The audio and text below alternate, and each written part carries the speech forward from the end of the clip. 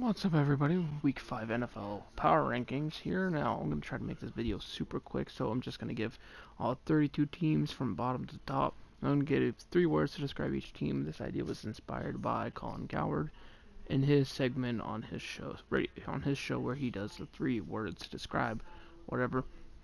We're going to start from the bottom, and at this point, I probably know right now no one's watching, but hopefully someone is, so stay tuned if you want to know a full description on why a team is where it is. Comment down below about what team and I will reply back. That way the video is quicker, and that way you don't have to listen to a whole bunch of talk about different teams you don't even care about. Okay, we start with 32, Miami. Tanking for Tua. It's that simple. Number 31, Cincy. Epic dumpster fire. Number 30, New York Jets. Mono, almost over. Sam Darnold's about to come back, so that's what I got to say about that. Those 3 stayed the same, and at the top stayed the same pretty much too, but we'll get to that in a second. Washington, Haskins time, maybe.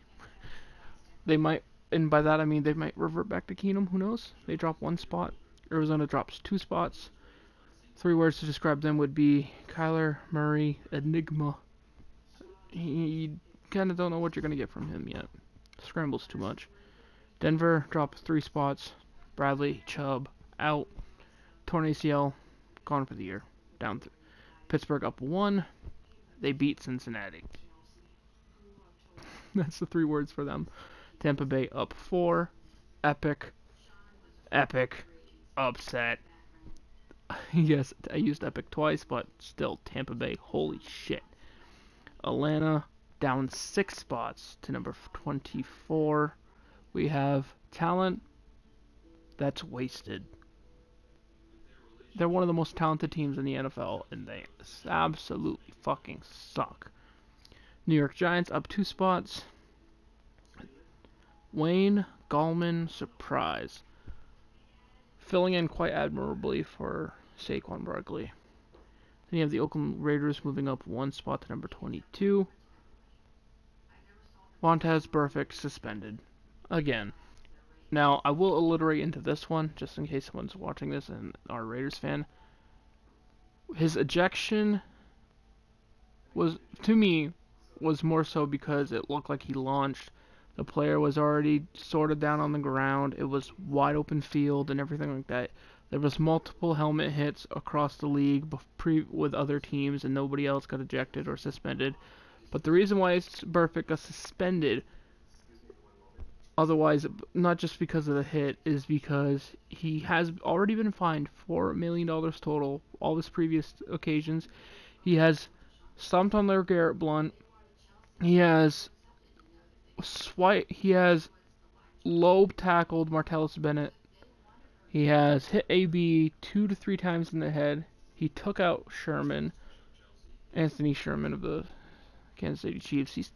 He's been suspended a lot, so this is like his 6th, 7th offense. So it's going to be drastic. It will be appealed, most likely put down to maybe 8 games. Who knows? 6 games, maybe. Jacksonville, they go up 1 spot as well. Uncle Rico time. That's the only thing there. Gardner Minshew saved the game for Jacksonville. Incredible game. He's an incredible player. And he makes it fun. He makes watching Jacksonville fun. Tennessee, they stay even. Unsure. Play calling, I guess, would be the 3 terms for that. Mike Vrabel seems to always make the questionable play call, and it's so confuddling. Cleveland moving up 2 spots, number 19. In division lead, technically. You have Indy moving down 6 spots. Injury-plagued season. This team is going through a lot. No Darius Leonard, no T.Y. Hilton for the most part. It's starting to show. Then you have Carolina moving up 2 spots.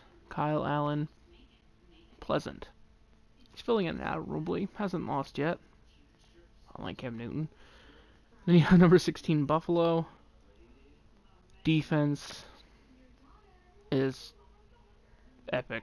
This Buffalo defense is absolutely incredible. That front seven is lethal. The linebackers can cover. They can play the run. The DBs can play the run just as well, too. They can cover as well. They're athletic. They're big. They have speed. This defense is absolutely incredible. You have Detroit moving up 2 spots. Tough loss late. Now, they barely lost to the Chiefs, mind you. And Stafford had one of the worst fumbles I've ever seen in my life. And you get to thinking, without that fumble, if they score on that possession, the Chiefs don't have time. The Chiefs don't come back. Because say if they score a touchdown, Chiefs are still down. Sucks. Chargers move up 1 spot. Only thing I can say here is Melvin Gordon's back. Philly moves up 3 spots after upsetting Green Bay. For this one, I'd have to say Deshaun Jackson recovery.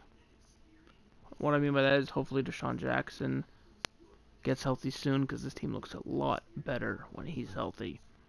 Completely healthy.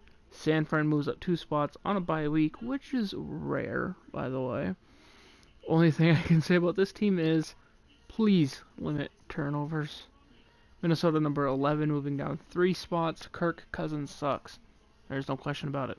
Seattle staying even at 10. They did win, but they beat Arizona, who I did pick to upset, which I never should have. For Seattle, it's just Russell Wilson's team. It's that simple. If Russell Wilson struggles, Seattle loses. Then you have Houston dropping 2 spots. Tough loss. I'm trying to think. What 3 words can I use for this one? Deshaun Watson struggles. A lot of the sacks he got this week were on him, holding the ball way too long. Baltimore moves down 2 spots after losing to Cleveland. Probably should have moved more spots, but I thought after a tough loss to Cleveland, it was a little drastic to drop them down like 10 spots, which realistically they probably should have. But another loss, and I'm going to have to.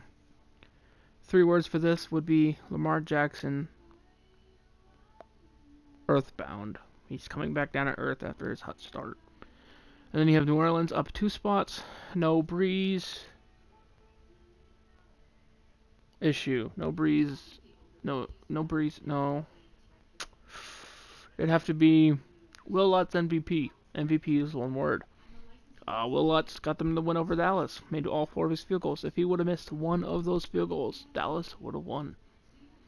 Chicago moves up 2 spots as well to number 6. Chicago here is Chase Daniel. Or is it? I think it's just Daniel. Chase Daniel. Smooth. He performed quite well after stepping in. Now, mind you, he didn't last year, so we don't know what we're going to see in the next game, but still. Now, the top 5 stay the same. One reason being this, just gut feeling wise, these games felt like anomalies. This isn't going to happen consistently. Green Bay, run defense, problem. I say it like that because that run defense needs to figure out what the fuck it's doing, or else it's going to start costing the team even more games. Dallas, number 4, staying where they are. Manage health properly. It's a weird thing to say. Amari Cooper, if he can get healthy, they can be good. Zeke and Witten fumbled. Dak threw a late interception on a Hail Mary attempt, I believe. DeMarcus Lawrence hasn't really been there, so there's that.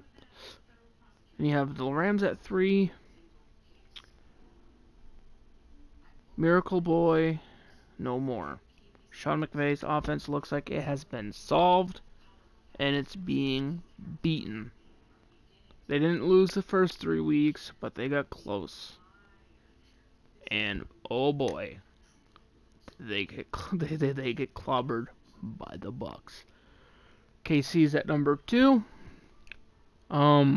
Touchdown streak over. Mahomes went his first game in a long time without a touchdown pass. absolutely incredible streak. He still played well. Travis Kelce played very well as well, and so did the defense. And you have New England at number 1. This is more so ever, and I've stated this every week before, these two teams, Kansas City and New England, are 1A and 1B. But even more so this week, they're 1A and 1AA. You could put any of these two teams at 1 and not have an issue. And the 3 words for New England would be top-notch defense. Yes, there is the issue where they haven't really faced anybody pivotal. But if you look at how they handled the Steelers' offensive line, which is known to be a relatively very solid unit, they got a lot of sacks there. Big Ben being a good quarterback before he got seriously injured. They limited him. They limited Juju Smith-Schuster's effectiveness. They limited Le'Veon Bell, who's still an elite running back. They got blown up a little bit by Frank Gore, I will admit. But they seem to be feasting.